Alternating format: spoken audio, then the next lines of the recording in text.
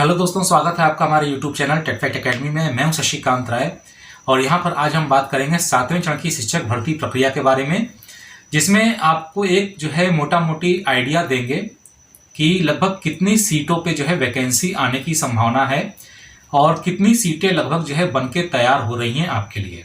आप लोग लगातार जो है सोशल मीडिया में या फिर जो है एनआईसी की जो वेबसाइट होती है, जिला वेबसाइट होती है, वहां पर जो है कुछ शिक्षक नियोजन इकाइयों के माध्यम से जो है जो रिक्तियां हैं वो जारी की जा रही हैं और 1 से 5, 6 से 8 ये सारी रिक्तियां आपको देखने के लिए मिल रही हैं। लेकिन ये जो रिक्तियां जारी की जा रही हैं वास्तव में ये एक्चुअल पोस्ट नहीं है या एक्चुअल रिक्तियां नहीं है, वास्तविक भर्तियां नहीं है।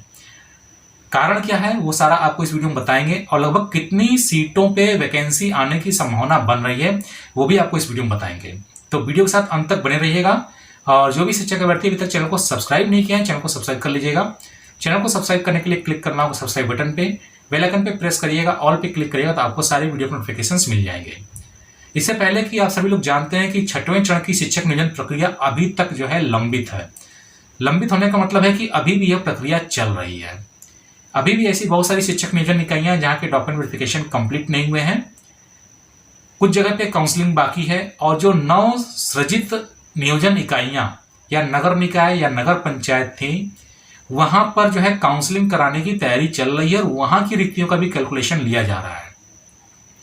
तो कहने का मतलब यह है कि बिहार शिक्षा विभाग की तरफ से जो एक सेंट्रलाइज लेटर जारी किया गया था जिसमें कहा गया था कि सभी नियोजन इकाइयां अपनी रिक्तियों का ब्यौरा एक निश्चित फॉर्मेट पे दिए और उसी निश्चित फॉर्मेट पे रिक्तियों का ब्यौरा जो है दिया जा रहा है, जो कि पूरी तरीके से गलत है और झूठा है। कारण यह है कि अभी जब आपकी 6ठे चरण की बहाली प्रक्रिया का समापन ही नहीं हुआ है तो आप रिक्तियों का ब्यौरा कहां से दे रहे हैं। और न्यूज़पेपर में जो खबर छपी है कि लगभग 1,80,000 भर्ती जो है देखने के लिए मिलेगी, 80,000 भर्तियां जो है प्राथमिक शिक्षक विभाग में देखने के लिए मिलेंगी, वह मुझे नहीं लगता है कि वो देखने के लिए मिलेंगी,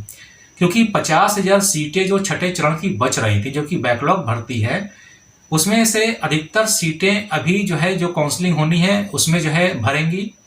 और जो नवसृजित नियोजन इकाइयां हैं नगर निकाय नगर पंचायत वहां पर भी काउंसलिंग होगी तो वो भी सीटों की संख्या घटेगी। और इसमें जो अधिकतर सीटें जो बच रही हैं वो शेड्यूल कास्ट की या शेड्यूल ट्राइब की हैं या फीमेल कैंडिडेट्स की हैं।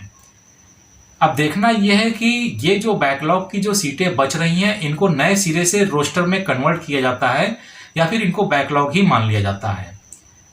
जो नई सीटों का कैलकुलेशन है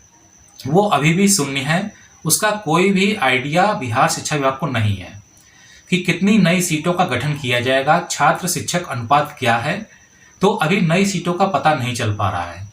जो 6ठे चरण की 50,000 सीटें बची हैं उनमें से भी मेरा ये अंदाजा है कि 20 से 25,000 सीटें जो है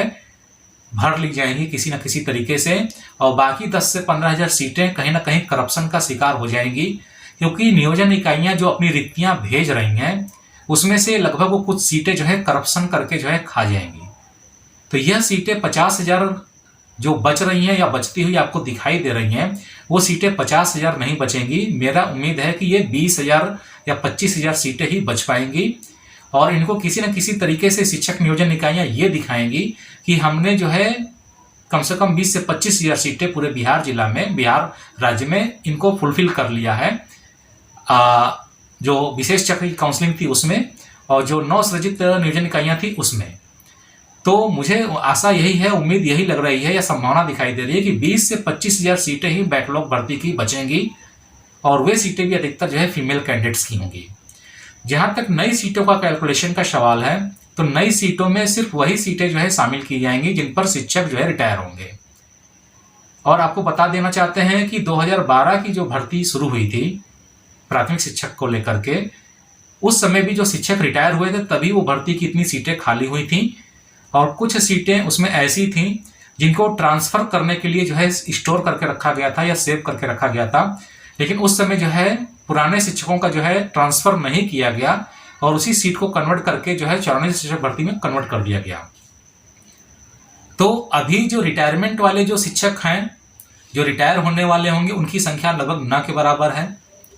ऐसे में जो नई सीटें हैं उनका कैलकुलेशन जो है आपको तभी देखने के लिए मिलेगा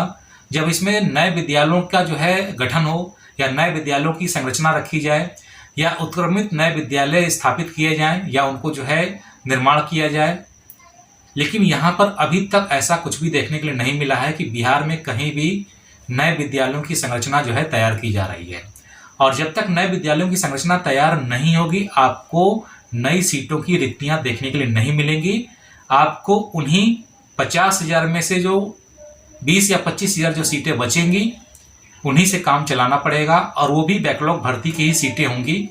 और मुझे पूरी उम्मीद है कि ये 20 से 25,000 सीटें जो बैकलॉग की होंगी,